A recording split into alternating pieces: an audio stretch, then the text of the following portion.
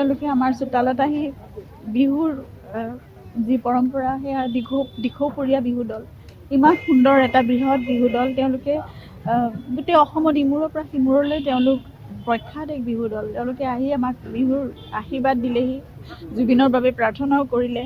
সকলোৰে মনত তেওঁলোকে জুবিনক যে ধাৰণ কৰি আছে, সেয়াই জুবিনক অমৰত্ব প্ৰদান কৰিছে। এইখিনিয়ে সদায় তেনেদৰে যাব। আৰু নতুন নতুন এই যুৱক যুৱতীসকলে, নতুন প্ৰজন্মই জুবিনক যিহেতু তেওঁৰ সংস্কৃতিৰ বাৰ্তা, তেওঁৰ মানৱ প্ৰেমৰ বাৰ্তা, তেওঁৰ পৃথিৱীৰ বাবে মানুহৰ বাবে ভবা সেই সকলোখিনি দৰদী সেই তেওঁৰ সত্তাক যেতিয়া কঢ়িয়াই লৈ যাব, জুবিনে অমৰত্ব এনেদৰেই লাভ কৰিব। সেয়াই বিচাৰোঁ যে অসমবাসীৰ মনত জুবিন এনেদৰেই সদায় যেনেদৰে কয় আমাৰ জুবিন অমৰ জুবিন, সেয়াই হৈ থাকক যুগ যুগান্তৰলৈ, আৰু প্ৰজন্মৰ পৰা প্ৰজন্মলৈ জুবিন এনেদৰেই থাকক।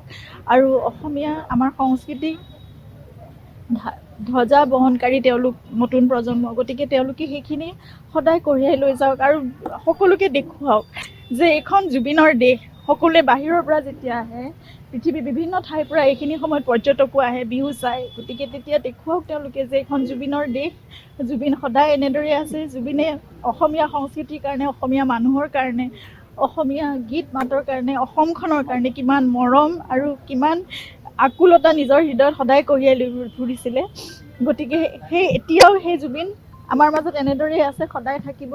আৰু আপোনালোকৰ মাজতে জুবিন সদায় এনেদৰে অমৰ হৈ থাকিব। মইতো সেয়াই প্ৰাৰ্থনা কৰোঁ যে জুবিনৰ যিখিনি আদৰ্শ, যিখিনি বিশ্বাস, যিখিনি তেওঁৰ সাধনা, যিখিনি চৰ্চা, সেইখিনি সদায় তেনেদৰে চলি যাওক আৰু জুবিন তেনেদৰে অমৰ হৈ থাকক। তেওঁ ব্ৰহ্মপুত্ৰক ভাল পায়, তেওঁ অসমক ভাল পায়। ব্ৰহ্মপুত্ৰৰ সোঁতৰ দৰে চিৰপ্ৰবাহমান হৈ থাকক। অসমীয়া সংস্কৃতি যেনেদৰে থাকক, জুবিনৰ নামো সেইদৰে থাকক। সেয়াই সদায় সদায় নতুন প্ৰজন্মৰ কাৰণে চিন্তা কৰিছিল। তেওঁ প্ৰকৃতিৰ কাৰণে, সংস্কৃতিৰ কাৰণে, নতুন প্ৰজন্মৰ কাৰণে, মানুহৰ কাৰণে, পৃথিৱীৰ কাৰণে। গতিকে এই সকলোবোৰ আপোনালোকে সদায় যদি আমাক সহায় কৰি থাকে, প্ৰতিজনে যদি নিজে নিজে ভাবে যে আমাৰ ভিতৰত অকণমান জুবিন আমি কঢ়িয়াই ফুৰোঁ সদায়, তেতিয়াহ'লে জুবিন, মই যেনেদৰে কৈছোঁ, প্ৰজন্মৰ পৰা প্ৰজন্মলৈ, যুগ যুগান্তৰলৈ অমৰ হৈ জুবিন সদায় থাকি যাব। গতিকে সেইটোৱে মই সদায় কামনা কৰোঁ, সেয়াই মই ভগৱানৰ ওচৰতো প্ৰাৰ্থনা কৰোঁ, সেয়াই নতুন প্ৰজন্মৰ ওচৰত সকলো ৰাইজৰ আগত মই সেয়াই প্ৰাৰ্থনা কৰোঁ যে জুবিনক আপোনালোকে ধাৰণ কৰি জুবিনক কঢ়িয়াই লৈ ফুৰক নিজৰ মনৰ ভিতৰত। আৰু জুবিন এনেদৰে আমাৰ জুবিন, অমৰ জুবিন হৈ থাকক সদায়।